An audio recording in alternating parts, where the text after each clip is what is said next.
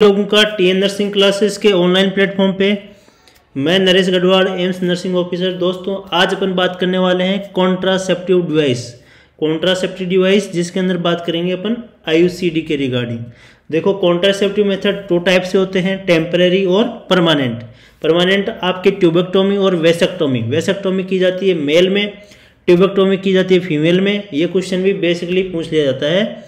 और बात करें टेम्परेरी मेथड, टेम्परेरी में आपका बैरियर मेथड आता है जिसमें आप मेल कॉन्डम फीमेल कॉन्डम ये यूज़ करते हैं। और बात करें नेचुरल मेथड आते हैं, नेचुरल में विथड्रॉल मेथड आ गया। इस तरह से अलग अलग टेक्निक्स होती हैं। बात करें फिर आपके ये कॉन्ट्रासेप्टिव डिवाइस जिसके अंदर बात करेंगे कॉपर कंटेनिंग आ जाते हैं, आपके आईयूसीडी वगैरह आ जाती हैं, हार्मोनल कंटेनिंग कॉन्ट्रासेप्टिव आ जाते हैं। ये सब होते हैं टेम्परेरी। तो चलिए स्टार्ट करते हैं इंट्रायूट्रिन कॉन्ट्रासेप्टिव डिवाइस। यदि आप चैनल पे नए हैं तो चैनल को सब्सक्राइब कर लेना है, बेल आइकन को प्रेस करना है। जो भी न्यू नोटिफिकेशन होगा सबसे पहले आपको टीएन नर्सिंग क्लासेस पे मिलेगा। बात करते हैं आईयूसीडी। आईयूसीडी क्या होता है दोस्तों, इसकी फुल फॉर्म भी कभी कभी पूछ ली जाती है। तो इंट्रा मतलब अंदर किसके, यूट्रस के अंदर कॉन्ट्रासेप्टिव। देखो कंसेप्शन क्या होता है, कंसीव करना। अब कॉन्ट्रासेप्टिव ऐसा डिवाइस जो प्रेगनेंसी नहीं होने देगा, ठीक है। क्योंकि जब एक फैमिली होती है तो उसको प्लानिंग करना होता है कि मेरे एक बच्चा हो, दो, फिर एक बच्चे के बाद गैप होना चाहिए इस तरह से, ताकि वो अपनी प्रेगनेंसी को अवॉइड करना चाहते हैं, अपनी फैमिली प्लानिंग करना चाहते हैं। तो उस चीज़ के लिए आईयूसीडी यूज़ की जाती है। तो इंट्रायूट्रिन कॉन्ट्रासेप्टिव डिवाइस। अब इसके अंदर बात करें कि फादर ऑफ आईयूसीडी, आपसे पूछ लिया जाए फादर ऑफ इंट्रायूट्रिन कॉन्ट्रासेप्टिव डिवाइस कौन है, जिसका नाम है दोस्तों ग्राफेनबर्ग एक साइंटिस्ट डॉक्टर थे। तो उन्होंने क्या किया था, सबसे पहले कॉन्ट्रासेप्टिव डिवाइस बनाया जिसका नाम था ग्राफेनबर्ग रिंग थी। तो साइंटिस्ट के नाम पे ग्राफीन रिंग नाम पड़ गया। नेक्स्ट है first time IUCD introduced by, सबसे पहले आईयूसीडी को इंट्रोड्यूस किसने किया था, रिकर्ड रिकर्ट ने क्या किया था, 1909 में फर्स्ट टाइम आईयूसीडी को इंट्रोड्यूस किया।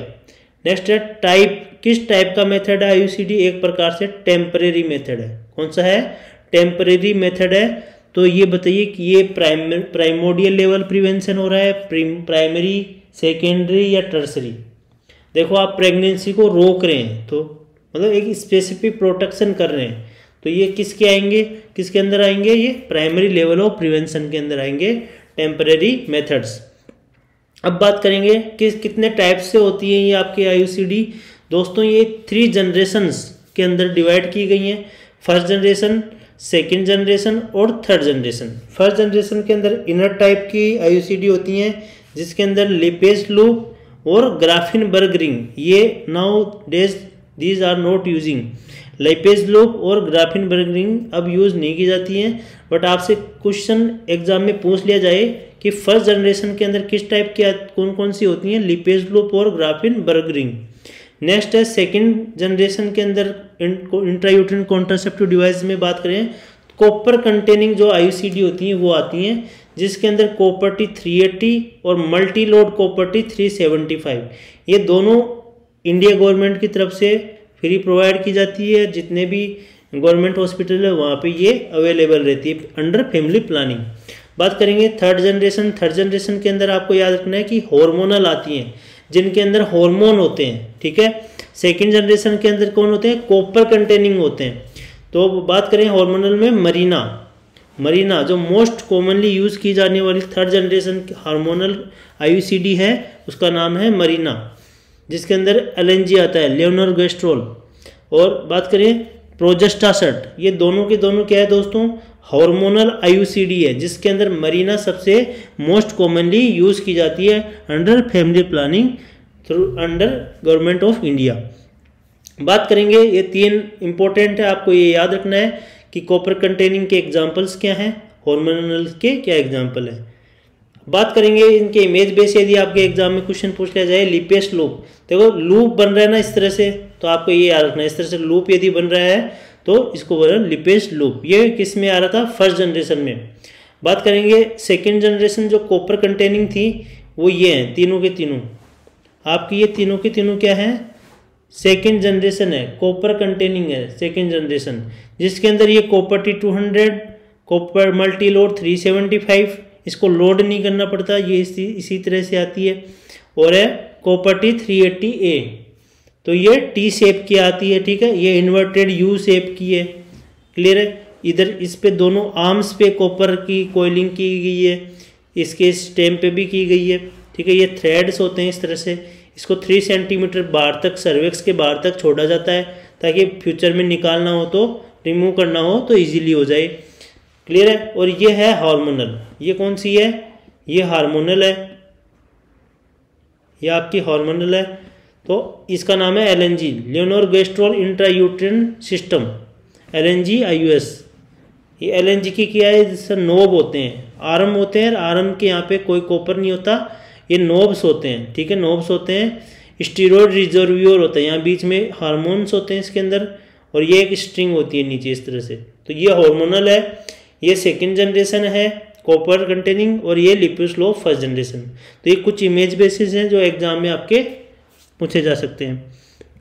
आगे बात करें कि IUCD intrauterine contraceptive device recommended by government of India, India government के अंतर्गत कितने साल तक कौन सी कॉपर या फिर इंट्रायूट्रिन कॉन्ट्रासेप्टिव डिवाइस यूज कर सकते हैं, तो कॉपर कंटेनिंग 380A ये 10 ईयर्स तक यूज कर सकते हैं, क्लियर है। तो ये लास्ट में 0 याद आ रहा है, दिखाई दे रहा है, तो इससे आपको याद रखना है माइंड में एग्जाम में कि ये 10 ईयर तक यूज कर सकते हैं।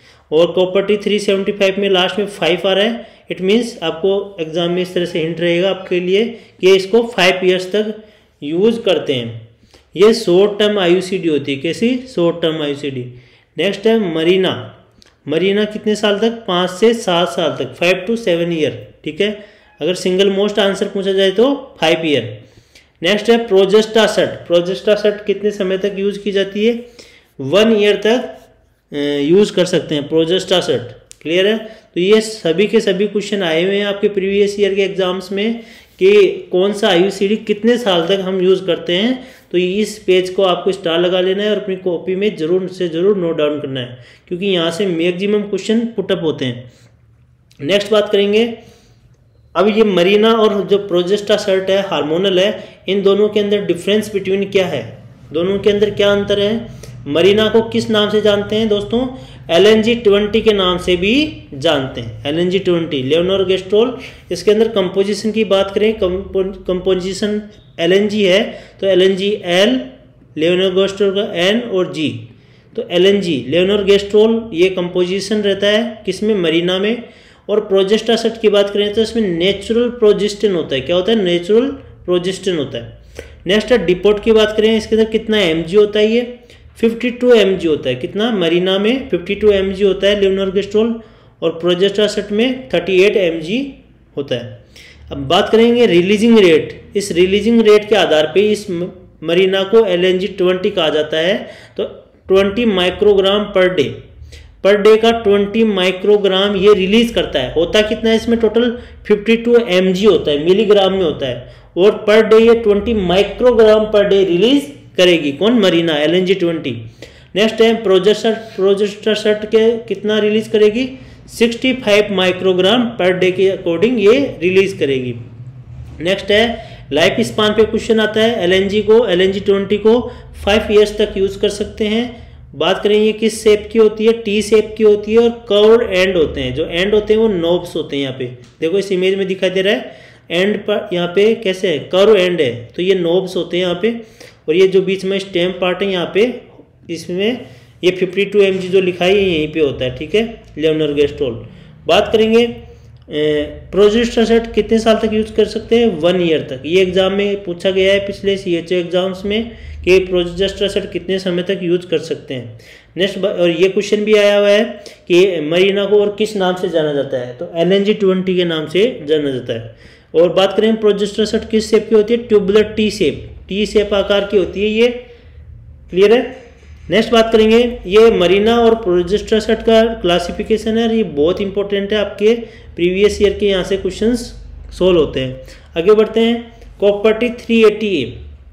कॉपर टी 380A जिसे पैरागार्ड के नाम से भी जानते हैं। किस नाम से जानते हैं दोस्तों? पैरागार्ड के नाम से। ये क्वेश्चन भी आया हुआ है कि कॉपर टी 380 को किस नाम से जानते हैं। बात करेंगे इस कॉपर में Cu लिखा है कॉपर टी में, इट मीन्स होता है कॉपर, ठीक है। ये वर्टिकल आर्म और हॉरिजॉन्टल आर्म दोनों पे होता है, तो ये वर्टिकल पोर्शन है इस इमेज के अंदर और ये हॉरिजॉन्टल है, तो मैंने H यहाँ पे डिनोट कर दिया है और इस पे वर्टिकल V लिख दिया है, ठीक है। वर्टिकल और हॉरिजॉन्टल, ठीक है। यहाँ पे क्या होता है? कॉपर होता है। टी का मतलब टी शेप का होता है। 380 का मतलब क्या होता है कि ये surface area arm, surface area mm square को डिनोट कर रहा है कि इतने सरफेस एरिया पे ये है कॉपर है। ए मतलब क्या हो गया? आर्म, तो 3 कॉपर टी 380A, तो ए का मतलब आर्म होता है, 380 का मतलब क्या है? Surface area mm square.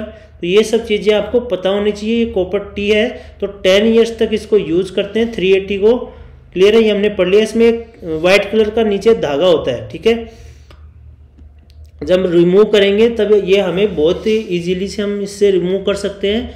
ये 3 सेंटीमीटर बाहर तक रहता है सर्विक्स के।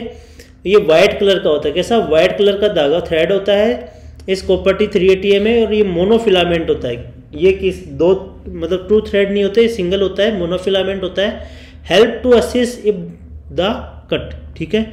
और ये असेस करने में, जब कट कर रहे हो कॉपर टी को असेस करने में हेल्प करता है।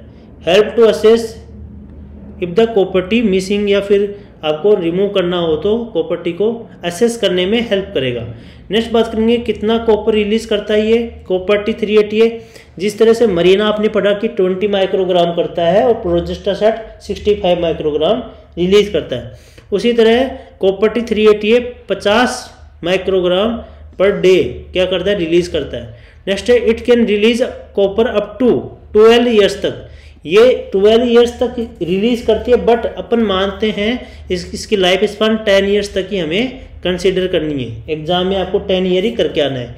ये 12 ईयर तक रिलीज करती है, बट जो अप्रूवल जो इसके लिए है लाइफ स्पान वो कितना है? 10 ईयर है। तो कॉपर टी 380A जिसे पैरागार्ड के नाम से जानते हैं, 10 ईयर्स तक इसको यूज कर सकते हैं। इसमें एक वाइट कलर का धागा होता है, थ्रेड होता है, जिसे पॉलीइथाइलिन का बना होता है, और ये एक मोनोफिलामेंट थ्रेड होता है जो कि हमें असेस करने में हेल्प करता है। जिसके अंदर कॉपर है, ये वर्टिकल और हॉरिजॉन्टल दोनों आर्म्स पे होता है। एकमात्र ये ऐसी कॉपर टी है। बाकी बात करें कॉपर टी 375 है, उसके अंदर क्या है? केवल और केवल वर्टिकल आर्म पे होता है। ये दोनों ही ज़्यादा यूज़ की जाती है कॉमनली। आगे बात करेंगे कुछ इमेजेस की, जैसे कि इसमें इमेज आप देख रहे हैं, ये क्या है? Multi load 375। क्लियर है? इस तरह से इस पे ये स्पर्स हैं, ये स्पर्स होते हैं, 5 इस साइड है 5 इस साइड है, दोनों आर्म पे। क्लियर है? और ये इन्वर्टेड यू शेप की है। ये है बीच में मरीना, इसको LNG-20 नाम से जानते हैं। बीच में इसमें आपका लेनोर गेस्ट्रोल होता है, और ये इस तरह नोब होते हैं, इसमें नोब बने होते हैं मरीना में, ये आपको याद रखना है। क्लियर है? इसमें कोई भी कॉपर नहीं है। कॉपर नहीं है इसका मतलब ये कैसी है? हार्मोनल है और 3rd जनरेशन है। आपसे ये भी पूछा जा सकता है कि इन तीनों इमेज में से 3rd जनरेशन कौन सा है? तो 3rd जनरेशन है LNG। क्लियर है? बीच वाला मिडिल वाला इमेज किसका है? 3rd जनरेशन IUCD का है। नेक्स्ट बात करेंगे, इधर राइट साइड में आपके ये कॉपर कंटेनिंग है, 380A है। क्लियर है? 380A है, तो ये इसको किसके अंदर मानते हैं? 2nd जनरेशन के अंदर। क्लियर है? 2nd जनरेशन ये IUCD है, और ये भी 2nd जनरेशन है, दोनों के दोनों। नेक्स्ट बात करेंगे मल्टी लोड 375A, जिसका आपने अभी इमेज देखा। ये इन्वर्टेड यू शेप होती है। कैसी होती है? इन्वर्टेड, इस तरह से उल्टा यू बन रहा है, ठीक है। और इसके no copper on arms, arms पे कोई कॉपर नहीं है। देखो यहाँ पे कोई कॉपर नहीं है। नोट टी शेप, और ये टी शेप की भी नहीं होती है। और इसके जो आर्म्स है वो कैसे होते हैं? बेंट होते हैं, ऐसे मुड़े हुए होते हैं, इस तरह दोनों तरफ बेंट होते हैं। और स्पर्स होते हैं, यहाँ लिखे मैंने स्पर्स होते हैं छोटे छोटे। ये देखो ये स्पर्स हैं, यहाँ मैंने लिख दिया है, डिनोट किया है, स्पर्स होते हैं। और ये स्पर्स किस में हेल्प करते हैं? Helps in myometrial attachment, myometrium के अटैच में हेल्प करते हैं ताकि अच्छे से अटैच हो जाए। मायोमेट्रियम क्या है? सबसे मिडिल लेयर है किसकी, और थिकेस्ट है, सबसे थिकेस्ट लेयर है यूट्रस की। यूट्रस के अंदर 3 लेयर होती हैं आपकी, एंडोमेट्रियम, मायोमेट्रियम और पेरीमेट्रियम।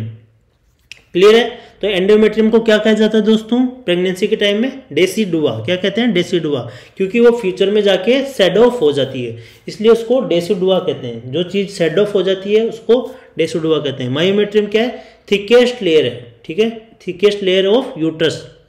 बात करेंगे आगे कि इसकी एक्सपल्सन क्या होता है? लेस होता है। कॉपर-T 380A के निकलने के ज़्यादा चांस होते हैं, जबकि ये आर्म्स और स्पर्श इस तरह से घूमे हुए हैं, बेंट हो रखे हैं, इस वजह से अटैच अच्छे से हो जाती है और इसके एक्सपल्सन मतलब निकलने के चांस क्या हो जाते हैं? कम हो जाते हैं।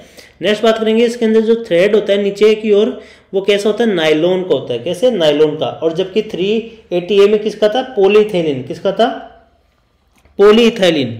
और ये भी मोनोफिलामेंट है और वो भी मोनोफिलामेंट है। दोनों में 380A और 375 दोनों में मोनोफिलामेंट होता है थ्रेड, बट एक में नायलॉन है, एक में पॉलीइथाइलिन है। नेक्स्ट है लाइफ स्पान कितना है? 5 ईयर। 375 के अंदर ये लास्ट में 5 आ रहा है, इससे आपको याद रखना है, इसको 5 ईयर तक यूज करते हैं। क्लियर है? ये शॉर्ट में इधर मैंने डिनोट कर दिया। ये यू शेप का होता है इन्वर्टेड। 375 mm स्क्वायर इसका सरफेस एरिया है। यहाँ पे इस वर्टिकल आर्म पे होता है।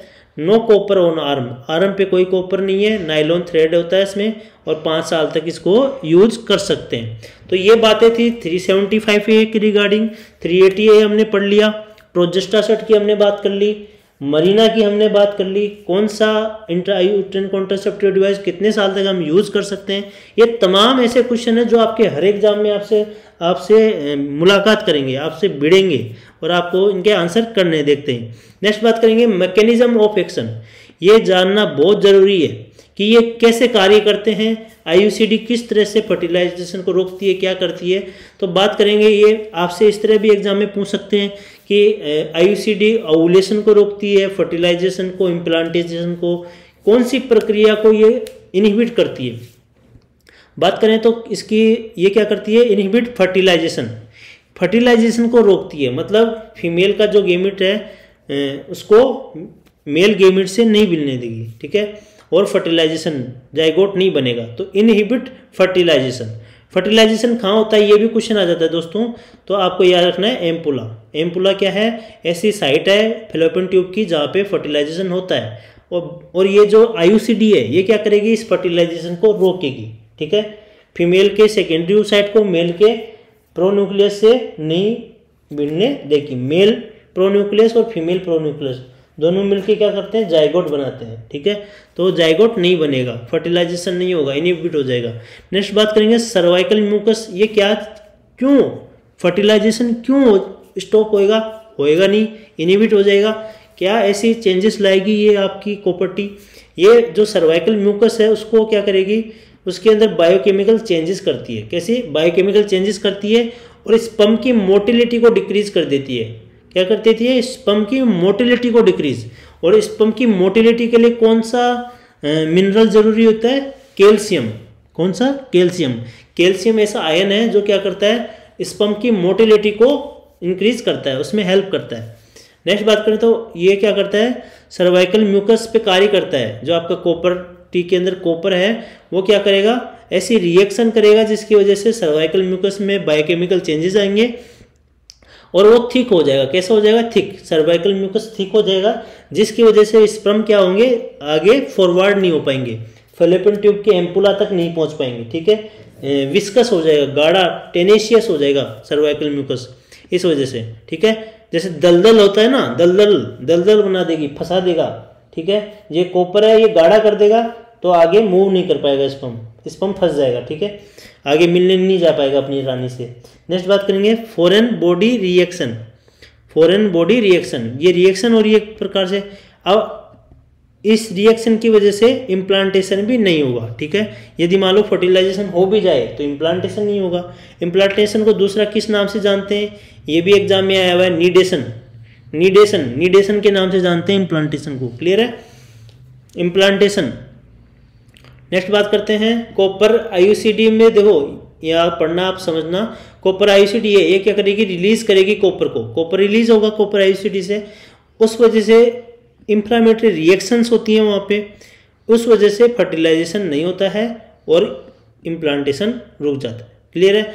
आपसे पूछ लिया जाए दोनों ऑप्शन में दो चीज़ों कि कॉपर जो आईयूसीडी है वो फर्टिलाइजेशन को प्रिवेंट करती है या इम्प्लांटेशन को, तो आपका बेस्ट आंसर आएगा प्रिवेंट फर्टिलाइजेशन। और यदि प्रिवेंट फर्टिलाइजेशन ऑप्शन में नहीं है, इस केस में आपको इनहिबिट इम्प्लांटेशन करके आना है। और एक ऑप्शन में यदि ये दोनों हो आपके, ओवुलेशन एबॉर्टिफिकेशन, तो आपको ये करना है कि ये नहीं करती है, ओवुलेशन को इफेक्ट नहीं करती है, ना ये एबॉर्टिफिकेशन करती है। क्लियर है। ना तो कोई एबॉर्शन करती है, ना कोई ओवुलेशन पे इफेक्ट करती है। इसका इफेक्ट होता है कॉपर आईयूसीडी का फर्टिलाइजेशन और इम्प्लांटेशन पे। क्लियर है। नेक्स्ट बात करेंगे टाइमिंग ऑफ आईयूडी इंसर्शन। कब कब आईयूसीडी को लगवा सकते हैं, यहाँ ये बहुत ज़रूरी है जानना, क्योंकि अलग अलग सिचुएशंस होती हैं। किसी फीमेल की अलग सिचुएशन है, किसी फीमेल की अलग सिचुएशन है। कोई अलग कंडीशन में आएगी, कोई अलग कंडीशन लेके आएगी आपके लिए। तो पोस्ट प्लेसेंटल कैसा होता है, डिस्कोइड हेमोकोरल, आपने पढ़ा होगा, डिस्क शेप का होता है, डिस्कोइड होता है। ठीक है। हेमोकोरल होता है और डेसुडेट होता है।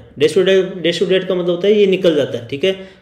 लेबर की कितनी 3 स्टेजेस होती हैं, तो लास्ट स्टेज में क्या होता है, प्लेसेंटा निकलता है। सेकंड स्टेज में आपका बेबी डिलीवरी होता है। क्लियर है। फर्स्ट स्टेज में आपके कॉन्ट्रैक्शंस आते हैं। तो बात करेंगे पोस्ट प्लेसेंटा निकल गया, उसके बाद में within 10 minute of normal vaginal, NV का मतलब है नॉर्मल वेजाइनल डिलीवरी, 10 मिनट के अंदर जैसे ही प्लेसेंटा निकलने के बाद में थर्ड स्टेज ऑफ लेबर में प्लेसेंटा आपका निकल गया, उसके बाद में तुरंत 10 मिनट के अंदर क्या करना है, आपको आईयूसीडी लगा देनी है। क्या करनी है, आईयूसीडी लगा देनी है। एकदम स्ट्रायल टेक्निक अपनानी है। ओपीडी में ये ओपीडी बेसिस ये प्रोसीजर होता है। इसमें कोई भी एनेस्थीसिया, कोई भी सेडेशन की जरूरत नहीं पड़ती है।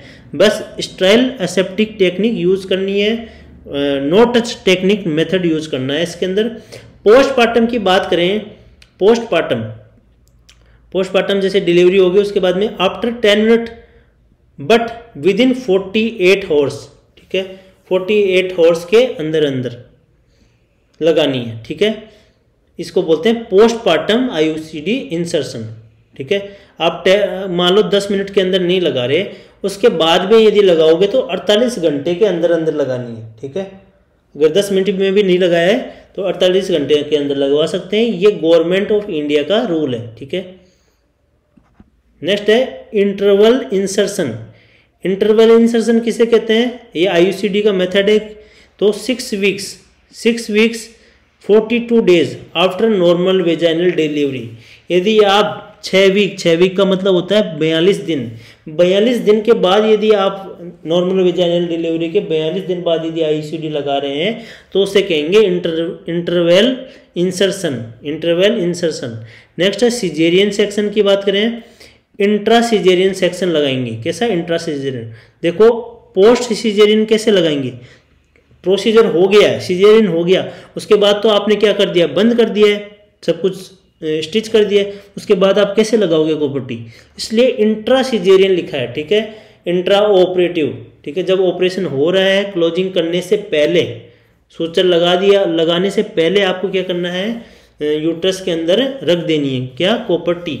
नेक्स्ट है इन ए नॉर्मल फीमेल, जैसे नॉर्मल फीमेल है, अब ना तो उसकी कोई डिलीवरी है, कोई ऐसा कुछ भी नहीं है, नॉर्मल फीमेल आपके पास आई है तो उसके कभी भी लगा सकते हैं, एनी टाइम।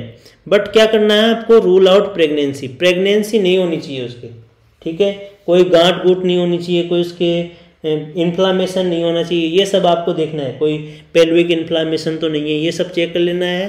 प्रेगनेंसी चेक कर लेनी है, प्रेग्नेंट तो नहीं है महिला, ये सब चेक करके लगा सकते हैं। बट बेस्ट टाइम कब होता है, with in first 10 days of menstrual cycle. Menstrual cycle के जो स्टार्टिंग के 10 दिन है, अगर नॉर्मल फीमेल आ रही है, कोई वो प्रेग्नेंट नहीं है, कोई डिलीवरी भी ले रहेगा, कोई चक्कर नहीं है उसका, वो नॉर्मल फीमेल है। ठीक है। उसकी मेंस्ट्रुअल साइकिल से क्वेश्चन आता है दोस्तों, स्टार्ट होते हैं जब मेंसेस, तो उसे क्या कहते हैं। ठीक है। मेनार्के, क्या कहते हैं, मेनार्के। यहाँ लिख लो, साथ लिख लिया करो, इससे मेनार्के। जब मेंस्ट्रुअल साइकिल स्टार्ट होती है तो उसे मेनार्के कहते हैं। 13 साल की एज पे ये स्टार्ट होते हैं, ठीक है, मेनार के फर्स्ट टाइम जो ब्लीडिंग होती है मेंस्ट्रुअल साइकिल में मेनार के, और जो लास्ट टाइम जब बंद हो जाता है मेंस्ट्रुअल साइकिल, सीजेशन हो जाता है, उसे क्या कहते हैं, मेनोपॉज। ये दो इंपॉर्टेंट टर्मिनोलॉजी है, आप यहाँ पे ऐड कर सकते हैं मेंस्ट्रुअल साइकिल से रिगार्डिंग। अब ये मेंस्ट्रुअल साइकिल है, अगर इसके 10 डेज के अंदर की बात करें तो 5 डे, फर्स्ट जो शुरुआत के 5 दिन है उसके अंदर क्या रहेगा, आइडियल टाइम रहेगा, ठीक है, बेस्ट टाइम है 10 डेज के अंदर अंदर आप लगवा सकते हैं, और उसके अंदर भी आइडियल टाइम की बात करें तो फर्स्ट 5 डेज के अंदर आप IUCD लगा सकते हैं। क्लियर है।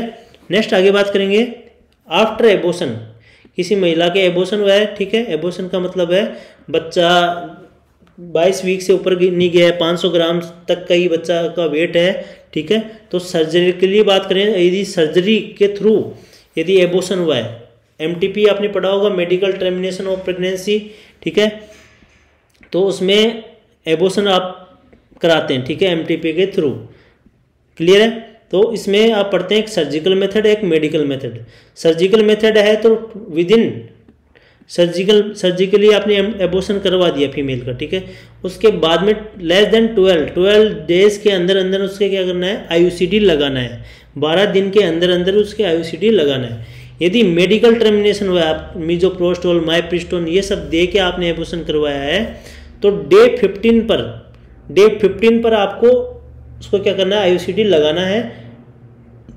बट उससे पहले आपको चेक कर लेना है कोई उसके इन्फेक्शन तो नहीं है, कोई इसके पेल्विक इन्फ्लेमेटरी डिजीज तो नहीं है, कोई एनी रिटेन प्रोडक्ट, कोई उसके बच्चा अंदर रह जाए, कोई उसका पार्ट रह जाए, क्योंकि जो एबॉर्शन है, एबॉर्शन क्या है, कंसेप्शन है, उसका कोई बच्चे का कोई अंदर पार्ट रह जाता है, तो उस वजह से ब्लीडिंग ज़्यादा हो सकती है। और बात करें साइड इफेक्ट की, साइड इफेक्ट बहुत ज़्यादा इंपॉर्टेंट है दोस्तों, IUCD के रिगार्डिंग यहाँ से क्वेश्चन पुटअप होता ही होता है कि साइड इफेक्ट क्या होते हैं इंट्रायूटेराइन डिवाइस के। अब यदि आपसे क्वेश्चन पूछ लिया जाए पेन भी साइड इफेक्ट है, ब्लीडिंग भी है, आप कंफ्यूज हो जाओगे। मोस्ट कॉमन रीजन पूछा जाए फॉर रिमूवल ऑफ IUD, कि जो आपकी IUD है ये रिमूव होती है तो इसका रीजन क्या है, मोस्ट कॉमन पेन, दर्द होगा महिला को, दर्द होते क्या, कॉन्ट्रैक्शन चालू होंगे महिला में, उससे क्या हो जाएगा, कॉन्ट्रैक्शन चालू होंगे तो वो बाहर निकल जाएगी कॉपर्टी, ठीक है। तो most common reason for removal of IUD है पेन। नेक्स्ट है bleeding most common side effect है। यदि मोस्ट कॉमन साइड इफेक्ट यदि आपसे पूछा जाता है तो आपका राइट आंसर होगा ब्लीडिंग। क्या होगा, ब्लीडिंग, स्पॉटिंग देखने को मिलेगी, छोटी छोटी ड्रॉप्स देखने को मिलेगी। नेक्स्ट है परफोरेशन हो सकता है, जो कॉपर्टी है वो यूट्रस को परफोरेट करके एब्डोमेन कैविटी में जा सकती है। पेल्विक इन्फ्लामेटरी डिजीज कर सकती है, इन्फ्लामेशन कर सकती है, ठीक है, पेल्विक ऑर्गन्स के अंदर। नेक्स्ट है एक्टोपिक प्रेगनेंसी कर सकती है, स्पेशली थर्ड जनरेशन IUCD करती है जिसका नाम है प्रोजेस्टासट, ठीक है, उसकी वजह से एक्टोपिक प्रेगनेंसी देखने को मिलता है।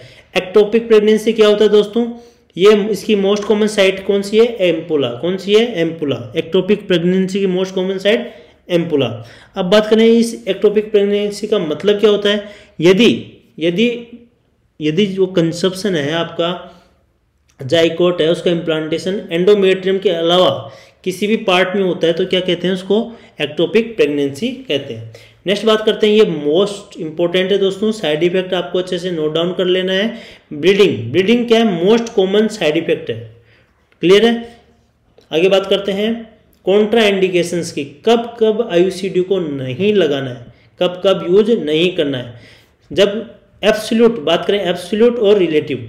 एब्सोल्यूट का मतलब जिसमें हम बिल्कुल भी यूज नहीं करेंगे, तो सस्पेक्टेड प्रेगनेंसी, आपको लग रहा है कि फीमेल प्रेग्नेंट है तो आपको यूज नहीं करना है IUCD, कॉन्ट्रा इंडिकेशन है। पेल्विक इन्फ्लामेटरी डिजीज है, ठीक है, एंडोमेट्रियोसिस कंडीशन है, इस टाइप की कंडीशन है तो आपको पेल्विक इन्फ्लामेटरी डिजीज कंडीशन में यूज नहीं करना है। वेजाइनल ब्लीडिंग यदि फीमेल को हो रही है, पहले से कोई सर्विक्स के अंदर कैंसर है, गांठ है, यूट्रस के अंदर कोई फिब्रोइड है, पॉलिप्स है, तो इन सभी तमाम कंडीशंस में आपको यूज नहीं करना है IUCD को। रिलेटिव कॉन्ट्राइंडिकेशन का मतलब है यूज कर भी सकते हैं, नहीं भी कर सकते, और आपकी चॉइस है। नेक्स्ट है एनीमिया, फीमेल के एनीमिया है, हीमोग्लोबिन लेवल 11 से कम है, ठीक है, हेमरेज हो रही है उसके हिस्ट्री है, पहले उसके पेल्विक इन्फ्लामेटरी डिजीज है। देखो प्रेजेंट में यदि पेल्विक इन्फ्लामेटरी डिजीज है तो वो एब्सोल्यूट में आएगा, और यदि हिस्ट्री पहले है तो हम यूज कर भी सकते हैं, इसलिए रिलेटिव में आया है। History of pelvic inflammatory disease. Next है प्रूलेंट वेजाइनल डिस्चार्ज। प्रूलेंट मतलब एक पस जैसा बदबूदार प्रूलेंट वेजाइनल डिस्चार्ज आ रहा है, उस टाइम भी यूज कर भी सकते हैं, नहीं भी कर सकते, वो आप पे डिपेंड है। अनमोटिवेटेड पर्सन, एक फीमेल है वो अनमोटिवेटेड है, वो चाहती भी है नहीं भी चाहती है, वो कन्फ्यूजन है, मोटिवेटेड नहीं है कि इसको लगाने से फ़ायदा है नुकसान ज़्यादा है, वो कन्फ्यूजन है, तो उसको आप लगा भी सकते हैं, उसे काउंसलिंग करके नहीं भी लगा सकते, उस पर डिपेंड है। तो एब्सोल्यूट और रिलेटिव। एब्सोल्यूट आपको याद रखना है, एब्सोल्यूट ज़्यादा पूछे जाएंगे आपसे एग्जाम में कि एब्सोल्यूट कॉन्ट्राइंडिकेशन कौन से होते हैं, तो ये सभी के सभी चारों एब्सोल्यूट कॉन्ट्राइंडिकेशन है किसके, आईयूसीडी के। दोस्तों कॉन्ट्राइंडिकेशन, साइड इफेक्ट, ये सभी के सभी बहुत इंपॉर्टेंट है। मैकेनिज्म ऑफ एक्शन, किस तरह से आईयूसीडी कार्य करती है, ये फर्टिलाइजेशन को इनिबिट कर दी है, उस वजह से इम्प्लांटेशन नहीं होगा, उसको इनिबिट करती है। ये ओवुलेशन पे कोई इफेक्ट नहीं डालती, ना कोई ये अबॉर्टिफिकेशन पे इफेक्ट डालती है। क्लियर है। 375 पे कितने साल तक यूज़ करते हैं, 5 साल तक यूज़ करते हैं। 380 ए कितने साल तक यूज़ करते हैं, 10 ईयर तक यूज़ करते हैं। दोस्तों अपनी क्लास को इस तरह से आप क्लास को अटेंड करें ताकि आपको इस क्लास में ही सब कुछ याद हो जाए, अलग से कुछ पढ़ने की जरूरत नहीं पड़े। बस आप इस क्लास जैसे आप क्लास अटेंड करो, उसके बाद अपने नोट्स नोट डाउन कर लो। उससे क्या होगा, जब भी आप फ्यूचर में कहीं भी बैठे हैं आप अपने नोट रिवीजन कर सकते हैं। नेक्स्ट, जैसे ये क्लास पूरी होगी इसके बाद में आपको इस सेशन के आईयूसीडी के रिगार्डिंग जितने भी प्रीवियस ईयर के क्वेश्चंस है आपके, चाहे मोस भी हो, सॉन्डर्स हो, आपके प्रीवियस ईयर के एग्जाम्स हो, उन जितने भी क्वेश्चन आए हैं उन सभी को क्लास में आपसे सोल्व करवाएंगे। आगे बात करते हैं risk of pelvic inflammatory disease.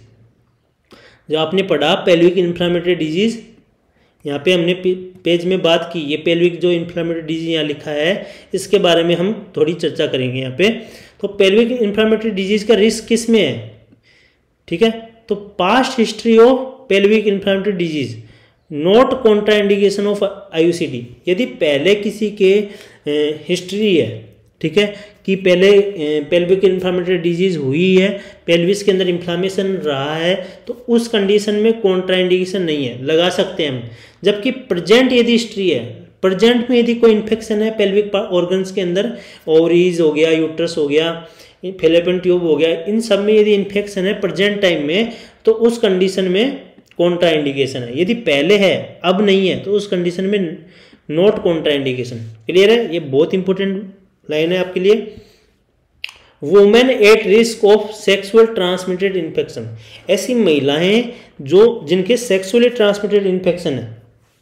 Sexually transmitted infection किन महिलाओं के फैलता है, जिनके मल्टीपल सेक्स पार्टनर होते हैं। कैसे, मल्टीपल सेक्स पार्टनर, और उनमें स्टेबल रिलेशंस नहीं होते। Female not in A stable relation, ठीक है, एक स्टेबल रिलेशन नहीं होने की वजह से, और ड्रग और अल्कोहल का एब्यूज करती हैं, ऐसी महिलाओं के क्या हो सकता है, सेक्सुअल ट्रांसमिटेड डिजीज, जैसे आपके HIV हो गया, ठीक है, HIV, सिफिलिस, इस तरह की बीमारियां हो जाती हैं, ठीक है।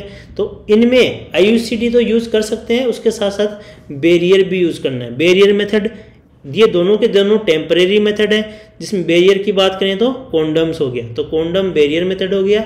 आईयूसीडी भी एक टेम्परेरी मेथड हो गया, कॉपर कंटेनिंग या हार्मोनल कंटेनिंग।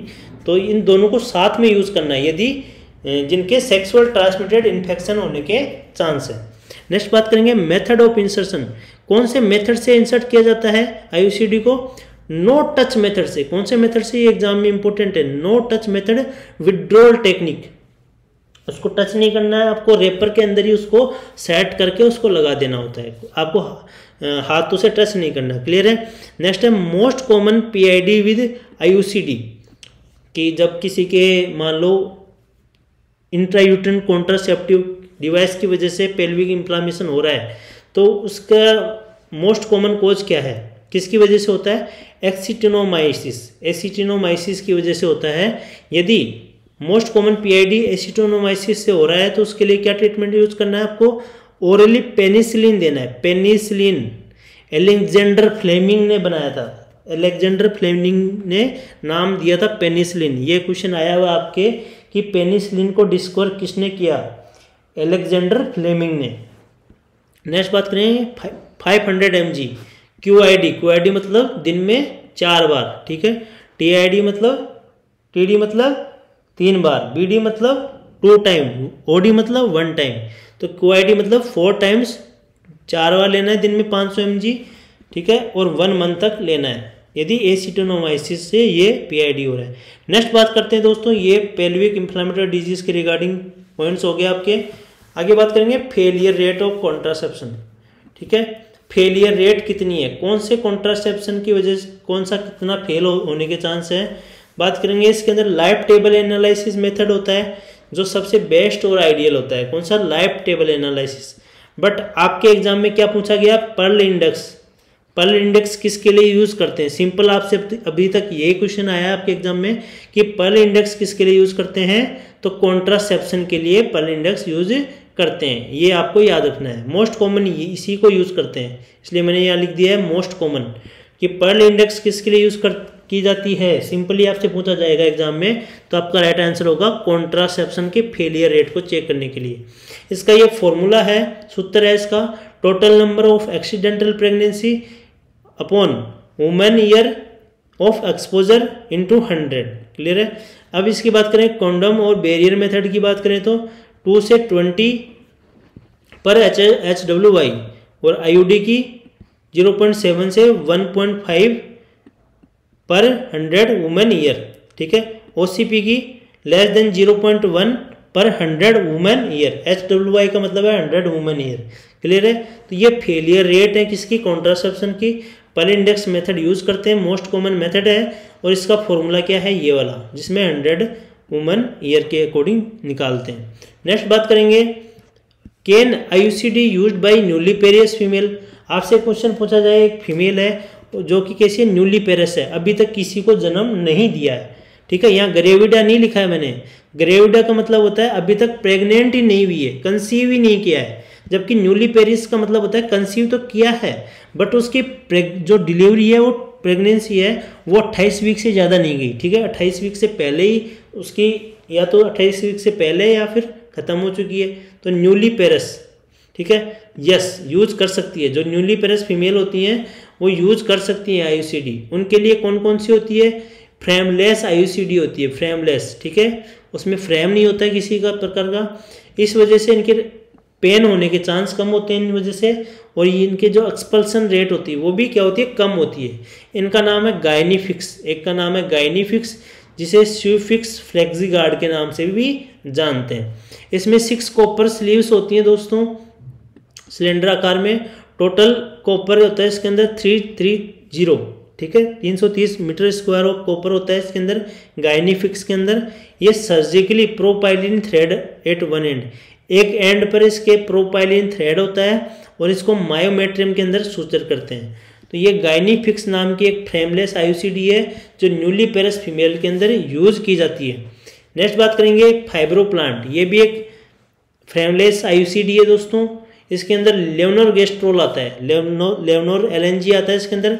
ये 2 टाइप से होती है फाइब्रोप्लांट भी, 14 माइक्रोग्राम की, एक 20 माइक्रोग्राम की। 14 माइक्रोग्राम की मोस्ट कॉमनली यूज की जाने वाली फ्रेमलेस IUCD है जो कि न्यूली पेरियस के अंदर यूज की जाती है। इसके यूजेस कहाँ पर हैं? न्यूली पेरियस फीमेल के अंदर, पेरीमिनोपोजल और पोस्ट मिनोपोजल फीमेल के अंदर। नेक्स्ट बात करेंगे ट्रीटमेंट, एज ए ट्रीटमेंट भी इसको यूज किया जाता है, मतलब इलाज में भी इस IUCD को यूज किया जाता है। किस किस प्रॉब्लम में? एंडोमेट्रियल हाइपरप्लेजिया विदाउट एटेपिया, ये कंडीशन है एंडोमेट्रियम के अंदर। एंडोमेट्रियम की आपकी इंटरनल अंदर की लेयर है यूट्रस की, वहाँ की जो नंबर है, ठीक है, सेल्स की जो नंबर वो इंक्रीज हो जाता है, तो उसको क्या कहते हैं? हाइपरप्लेजिया। तो एंडोमेट्रियम के जो नंबर यदि इंक्रीज हो जाते हैं तो उसके ट्रीटमेंट में यूज की जाती है ये आपकी फ्रेमलेस IUCD। क्लियर है। आगे बात करते हैं प्रोसीजर की। प्रोसीजर की बात करें तो प्रोसीजर में किस तरह से प्रोसीजर करोगे? प्रोसीजर की में बात करेंगे तो पोजीशन, जब IUCD आप लगाओगे किसी फीमेल के तो कौन सी पोजीशन यूज करोगे? लिथोटोमी। लिथोटोमी की इमेज बेस्ड क्वेश्चन आपके एग्जाम में आता है। एक फीमेल है, इस तरह से फीमेल के इस तरह से ये लेग्स को ऐसे ऊपर कर दिया जाता है, तो ये आप इस इमेज से समझ सकते हैं, ठीक है। आपके सामने ये पिक्टोग्राम मैंने बना दिया है। ये इस हैंड साइड में ये जो लेग्स हैं ये ऐसे एलिवेट कर देना है, ठीक है। तो लिथोटोमी पोजीशन में क्या करना है, फीमेल के आईयूसीडी लगाना है, लिथोटोमी। क्लियर है। कोई भी एनाल्जेसिया यूज नहीं करते, कोई भी दर्द का इंजेक्शन नहीं लगाते, कोई भी इसी में किसी भी प्रकार का एनेस्थीसिया भी यूज नहीं करना होता है। ये ओपीडी बेसिस एक प्रोसीजर है। ये क्लीनिंग और ड्रेपिंग करना है आपको, फिर लिथोटोमी पोजीशन देने के बाद में फिर आपको सिम्स स्पेकुलम यूज करना है। कौन सा स्पेकुलम? CIMS speculum. ये क्या करेगा, रिट्रैक्ट पोस्टीरियर वेजाइनल वॉल। जो वेजाइना की पोस्टीरियर वॉल है 9 सेंटीमीटर होती है। कितनी होती है? 9 सेंटीमीटर लंबी होती है ये, 7 से 9 सेंटीमीटर। तो इसको क्या करना है आपको, रिट्रैक्ट करना है। किसकी सहायता से? सिम्स स्पेकुलम की सहायता से। फिर उसके बाद आपको anterior vaginal wall retractor use करना है। ये एंटीरियर वेजाइनल वॉल को रिट्रैक्ट करेगा, ठीक है। दोनों स्पेकुलम, एक तो रिट्रैक्टर हो गया, एक स्पेकुलम हो गया, इन दोनों की सहायता से आपने एंटीरियर और पोस्टीरियर वेजाइनल वॉल को आप स्प्रेड कर दोगे। फिर क्या करना है, वॉल्सेलम यूज करना है। वॉल्सेलम क्या करेगा, एंटीरियर लिप ऑफ सर्विक्स को पकड़ेगा। जो सर्विक्स का एंटीरियर लिप है उसको पकड़ेगा, हेल्प होल्ड करने के काम आएगा, ठीक है। नेक्स्ट बात करेंगे यूट्रेन साउंड। यूट्रेन साउंड क्या करेगा, मेजरमेंट करने में हेल्प करेगा कि यूट्रस की कितनी लेंथ है, कितना हमें इसको इंसर्ट करना है प्रॉपर्टी को अंदर, ठीक है। तो यूट्रेन साउंड यूज करेंगे, इसलिए लेंथ चेक करने के लिए, यूट्रस की लेंथ चेक करने के लिए क्या यूज करते हैं, यूट्रेन साउंड। नेक्स्ट है अप्रोक्सीमेट कर देंगे प्रॉपर्टी को, जितना नीड है, जितना लेंथ उसको चाहिए, और उस प्रॉपर्टी को लोड कर देंगे, ठीक है। कौन से मेथड से, नो टच मेथड से उसको हमें लोड करना है। तो ये इस तरह से प्रोसीजर होता है किसका, आपके आईयूसीडी का। आगे बात करते हैं कौन कौन से इंस्ट्रूमेंट यूज किए हमने, उनको हम देख लेते हैं, उनके इमेजेस देख लेते हैं। Sims speculum, anterior vaginal wall retractor, vulsellum, tenaculum, uterine sound और सीजर्स। ये सभी के सभी इंस्ट्रूमेंट ऐसे हैं जो आईयूसीडी के इंसर्शन में यूज किए जाते हैं। बात करेंगे, ये हमने पढ़ लिया सिम्स स्पेकुलम। सिम्स स्पेकुलम कैसा होता है, इस तरह से, ठीक है। ये सिम्स स्पेकुलम है, तो इसके नॉन सेल्फ रिटेनिंग होता है, ये खुद से नहीं रोकेगा। ये वेजाइना में आपको एक हाथ से खुद को पकड़ना पड़ेगा। इसके डबल ब्लेड होती हैं, एक तरफ ये ब्लेड होगी, ठीक है, एक साइड ये ब्लेड होगी, ये डबल ब्लेडेड है। To retract posterior wall of vagina. आपसे क्वेश्चन ये भी आ सकता है कि सिम्स स्पेकुलम है, ये एंटीरियर वेजाइनल वॉल को रिट्रैक्ट करता है या पोस्टीरियर वेजाइनल वॉल को। तो आपका राइट आंसर होगा पोस्टीरियर वेजाइनल वॉल, क्योंकि एंटीरियर वेजाइनल वॉल रिट्रैक्टर तो अलग है। ये Sims speculum posterior vaginal wall को रिट्रैक्ट करने के काम में आता है। नेक्स्ट बात करेंगे, एक होता है जो रिटेन करता है, सेल्फ रिटेनिंग होता है, ठीक है। यहाँ पे लिखा मैंने non self retaining. Non self retaining मतलब खुद से ये रिटेन नहीं करेगा, ठीक है, आपको खुद को होल्ड करना पड़ेगा, ठीक है, एक असिस्टेंट की जरूरत होगी, तो उसे कहते हैं सिम्स स्पेकुलम। एक होता है कस्को स्पेकुलम, ठीक है, ये कस्को लिखा हो ना, इसको बाईवेल्ड स्पेकुलम भी कहते हैं। तो कस्को स्पेकुलम या बाईवेल्ड स्पेकुलम, ये इसमें क्या होता है, सेल्फ रिटेनिंग होता है, ये खुद से रुक जाएगा, ठीक है। ये वेजाइना के इंटरनल पार्ट में चला जाएगा, ऐसे ये बाहर से यहाँ से आप प्रोसीजर कर सकते हैं, ठीक है। नेक्स्ट है लॉन्ग स्ट्रेच सीजर। जब आप थ्रेड को कट करोगे तो आपको सीजर की भी जरूरत पड़ती है आईयूसीडी इंसर्शन के टाइम में, तो ये क्या है, सीजर है, लॉन्ग स्ट्रेट सीजर है, ठीक है। ये बहुत इंपॉर्टेंट इमेज बेसिस है आपके एग्जाम के लिए। आप चाहे नोट सेट की प्रिपरेशन कर रहे हो, आप चाहे अन्य किसी सेंट्रल गवर्नमेंट इंस्टीट्यूट जैसे एसजीपीजीआई, आरएमएल, पीजीआई, तमाम एग्जाम्स में आपके यूजफुल होने वाले ये इमेजेस हैं। आगे बात करें टिनाकुलम। टिनाकुलम हेव रेचेट होता है। रेचेट लॉक किसे कहते हैं, यहाँ पे ये लॉक सिस्टम होता है, ठीक है, जितना आपको इसको टाइट करना है टाइट हो जाता है, ठीक है, यहाँ से। और पोस्टीरियर एंड पे, ये पोस्टीरियर एंड है, ये एंटीरियर एंड है। एंटीरियर एंड पे क्या होता है, स्पेस होता है between blades presents but single tooth. यहाँ पे देखो सिंगल टूथ है, इस पे, यहाँ पे इस एंड पे और इस एंड पे, दोनों पे सिंगल टूथ होता है, तो इसे कहते हैं टिनाकुलम। क्या कहते हैं इसे, टिनाकुलम, ठीक है। नेक्स्ट बात करेंगे anterior vaginal wall retractor. Posterior को तो किससे किया था आपने, सिम्स स्पेकुलम से, और एंटीरियर वेजाइनल वॉल रिट्रैक्टर ये वाला है आपके। इसमें क्या है, to retract anterior wall of vagina. Vagina की एंटीरियर वॉल को रिट्रैक्ट करने के, जो कि 6 से 7 सेंटीमीटर लंबी होती है, उसको इसके अंदर क्या होता है, 2 लूप्स होते हैं। ये देखो 2 लूप्स हैं, एक इस साइड में है लूप, एक इस साइड में, ठीक है। ये 2 लूप हो गई। तो दोनों लूप्स पे क्या है, इसमें सेरेशंस हैं। सेरेशन का मतलब होता है इस तरह से ये लाइनिंग्स आपको दिखाई दे रही है, यहाँ पे ये लाइनिंग्स हैं, इनको सेरेशंस कहते हैं। फेनिस्ट्रेशन, फेनिस्ट्रेशन किसके, जो ये होल है इसको फेनिस्ट्रेशन कहेंगे। क्या कहेंगे, फेनिस्ट्रेशन। जो बीच में ये होल है इसको फेनिस्ट्रेशन कहेंगे, और जो ये लाइनिंग है इसको सेरेशंस कहेंगे। क्या कहेंगे, सेरेशंस। क्लियर है। तो ये सेरेशंस और फेनिस्ट्रेशन काफ़ी इंस्ट्रूमेंट में आपको देखने को मिलेंगे, जैसे कि ओम फोर्सेप, ऐसे अधिक स्पंज होल्डिंग फोर्सेप उनमें भी होगा। आगे बात करेंगे यूट्रन साउंड। यूट्रन साउंड ये भी हम यूज करेंगे जब आईयूसीडी इंसर्शन करते हैं, तो ये यूट्रन कैविटी को मेजर करने के काम आता है। तो यूट्रन साउंड का आपको पर्पज भी पूछा जा सकता है एग्जाम में कि क्या पर्पज होता है, तो मेजर यूट्रन कैविटी, यूट्रन कैविटी को नापने में काम आता है। नेक्स्ट है हेव शार्प एज। इसके शार्प एज होते हैं, वो ओलिव शेप टिप होती है, जो आगे से टिप होती है एकदम कैसी होती है, ऐसे गोलदार होती है, ऐसे ओलिव शेप होती है, ठीक है, राउंडेड होती है। कैलिब्रेटेड मार्किंग्स होती है, इसमें क्या होती है, मार्किंग्स होती है जगह जगह पे इस तरह से। देखो यहाँ पे डॉट डॉट आपको दिख रहा है, तो ये सब क्या है, मार्किंग्स है। सुना दो, ये सब क्या है, मार्किंग्स है। आगे बात करते हैं वेलसेलम। आगे बात करते हैं वेलसेलम की। तो वेलसेलम के पोस्टीरियर पार्ट पे क्या होता है, रेचेट होते हैं। जिस तरह से आपने टिनाकुलम पढ़ा, टिनाकुलम के पीछे भी क्या होता है, इस तरह से रेचेट होते हैं। रेचेट, रेचेट से क्या होता है, लो कर सकते हैं आप, टाइट कर सकते हैं किसी भी इंस्ट्रूमेंट को। और एंटीरियर पार्ट पे क्या होते हैं, कॉनकेव शेप के होते हैं। कैसे, कॉनकेव होते हैं इस तरह से। यहाँ पे आप दिख रहा है जो वॉलसेलम है कैसा है, आगे से ऐसे ऐसे इस तरह से कॉनकेव है, ठीक है, कॉनकेव एंड है, फेसिंग बिटवीन ब्लेड्स।